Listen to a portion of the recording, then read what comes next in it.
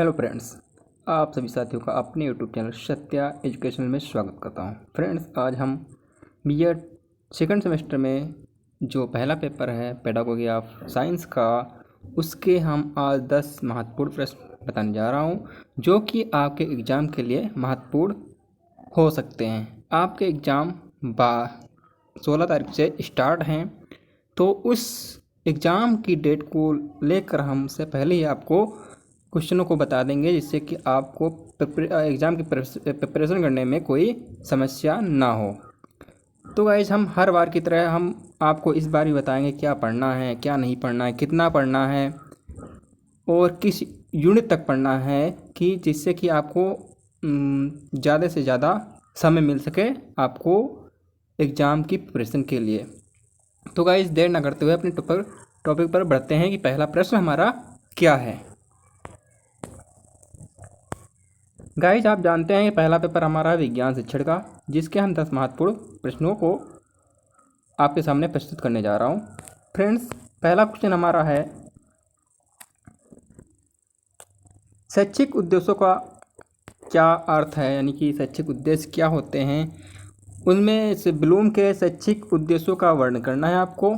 जो हमारे unit first है, उसमें आपका टॉपिक मिलेगा शैक्षिक उद्देश्य का और ब्लूम की टेक्सोनोमी का। उसमें आप इस क्वेश्चन में आपको लिखना है शैक्षिक उद्देश्य और ब्लूम के शैक्षिक उद्देश्यों का वर्णन करना कि ब्लूम ने कौन कौन से शैक्षिक उद्देश्य इन्होंने दिए थे।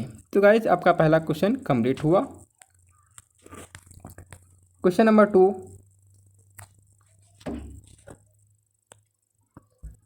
क्वेश्चन नंबर 2 आपका यह है कि विज्ञान शिक्षण से आप क्या समझते हैं। विज्ञान शिक्षण जो आपका है अन्य विषयों से किस प्रकार से संबंधित है।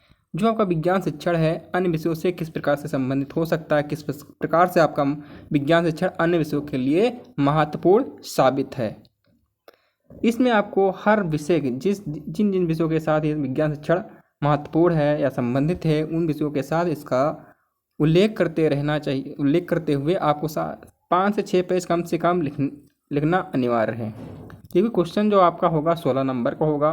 तो आपको गाइज ये ध्यान कर मान कर चलना होगा कि हमें कितना बड़ा क्वेश्चन लिखना है। आपको ये भी ध्यान रखना है हमारा क्वेश्चन क्या कह रहा है। अगर क्वेश्चन को आप नहीं समझ पा रहे हैं तो आप उसके बारे में लिख नहीं सकते हैं। कोई कोई क्वेश्चन इतने छोटे होते हैं, इतना मान लो जो पहले क्वेश्चन बनता था लघुत्तरी फिर दीर्घोत्तरी आते थे, तो उसमें जो लघुत्तरी प्रश्न होता था उसको भी उठाकर 16 नंबर में रख सकता है। कह सकता है कि ध्वनि किसे कहते हैं, ध्वनि से आप क्या समझते हैं। तो आपको इसमें से कम 1 से 2 पेज मिनिमम लिखना होता है, लेकिन आप जितना बढ़ाकर मतलब कम 2 से 3 पेज अनिवार्य रूप से लिखेंगे। चाहे आप ध्वनि की परिभाषा लिखें, ध्वनि का क्या अर्थ होता है, अवधारणा देते हुए उसके ध्वनि के प्रकारों का वही वर्णन कर देंगे, तब भी कोई आपको उस पर निगेटिव मार्क नहीं मिलेगा। फिर क्वेश्चन नंबर 3, ऊर्जा के वैकल्पिक स्रोत का वर्णन करते हुए उसके प्रकारों का वर्णन करना है। जो आपके यूनिट सेकंड से क्वेश्चन उठा हुआ है कि इसमें से जो आपके ऊर्जा के वैकल्पिक स्रोत होते हैं कौन कौन से होते हैं, उनका वर्णन करते हुए जो आपके ऊर्जा के प्रकार होते हैं, जैसे गतिज ऊर्जा होती है, स्थितिज ऊर्जा होती है या फिर प्रकाशीय ऊर्जा होती है, इन सब का वर्णन करते हुए इस क्वेश्चन को एंड करना है। तो क्वेश्चन नंबर 3 आपका कंप्लीट हुआ। क्वेश्चन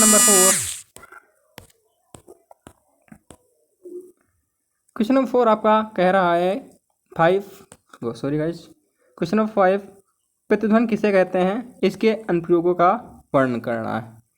प्रतिध्वनि आपको पता होगा कि जो हमारी ध्वनि जो है पहाड़ियों से टकरा कर हमें सुनाई देती है पुनः, तो उसे प्रतिध्वनि कहते हैं। फिर इसका अनुप्रयोग हम कहाँ करते हैं उसका वर्णन आपको करना है। क्वेश्चन नंबर 5 2 बार हो गया है, वो क्वेश्चन नंबर 5 जो था वो 4 ही था। फिर क्वेश्चन नंबर 5, समस्या समाधान विधि और प्रोजेक्ट विधि का सविस्तार से वर्णन कीजिए। ये दोनों मेथड आप पहले सेमेस्टर में पढ़ चुके हैं, इसलिए इस दोनों विधियों को आपको ध्यान से याद करना होगा, क्योंकि ये जो आपकी जितनी भी मेथड हैं आपको वो हर सेमेस्टर में मिलेगा, 4 सेमेस्टर को छोड़कर केवल। फिर क्वेश्चन नंबर 6, पाठ योजना से आप क्या समझते हैं? कक्षा 8 की विज्ञान की पुस्तक से एक पाठ योजना का निर्माण करना होगा। आप पाठ योजना के बारे में आप क्या समझते हैं? मतलब इसके बारे में आपको डिस्क्राइब करना यानी वर्णन करना है कि आप पाठ योजना का अर्थ बताइए, पाठ योजना की परिभाषा दीजिए, पाठ योजना के उद्देश्य बताइए, पाठ योजना की विशेषताएं बताइए। फिर इसके बाद एक पाठ योजना का निर्माण करना होगा। आपको इस पाठ योजना का अगर पढ़ना होगा तो विज्ञान की जो साइंस की बुक है बायोलॉजी की, जो आपके सेमेस्टर में ही चलता है, सेकंड पेपर जो है आपका, उसमें लास्ट में दिया हुआ है पाठ योजना का निर्माण कैसे करेंगे। फिर क्वेश्चन नंबर 7, विज्ञान शिक्षण में सहायक शिक्षण सामग्री के उपयोगों को समझाइए एवं दृश्य सामग्रियों का सविस्तार से वर्णन कीजिए। जो हमारे विज्ञान शिक्षण में जो सहायक सामग्रियाँ होती हैं शिक्षण की, उनका उपयोग समझाते हुए उसमें जो दृश्य सामग्री मतलब जो आंखों से देख सकते हैं उन सामग्रियों का वर्णन करते हुए आपको इस क्वेश्चन को एंड करना है। फिर क्वेश्चन नंबर 7 के बाद है क्वेश्चन नंबर 8। फिर है क्वेश्चन नंबर 8, नाभिकीय विखंडन से आप क्या समझते हैं? नाभिकीय विखंडन तथा संलयन में अंतर स्पष्ट कीजिए। जो हमारा क्वेश्चन नंबर 8 है, इसमें आपको नाभिकीय विखंडन की परिभाषा देते हुए उसमें एक एग्जाम्पल देंगे कि नाभिकीय विखंडन कैसे होता है और उसमें जो ऊर्जा निकलती है कितनी निकलती है। फिर नाभिकीय विखंडन तथा संलयन में अंतर को स्पष्ट कीजिए। अंतर आपको कॉलम बना कर देना है, कम से कम 10 से 15 कुछ आपको अंतर देने पड़ेंगे। फिर इसके बाद अगर आप चाहते हैं तो संलयन को डिफाइन कर सकते हैं। क्वेश्चन नंबर 9,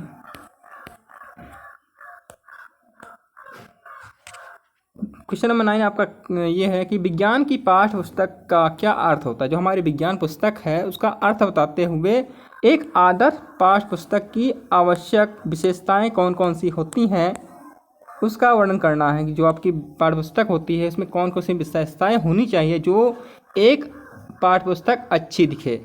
फिर क्वेश्चन नंबर 10,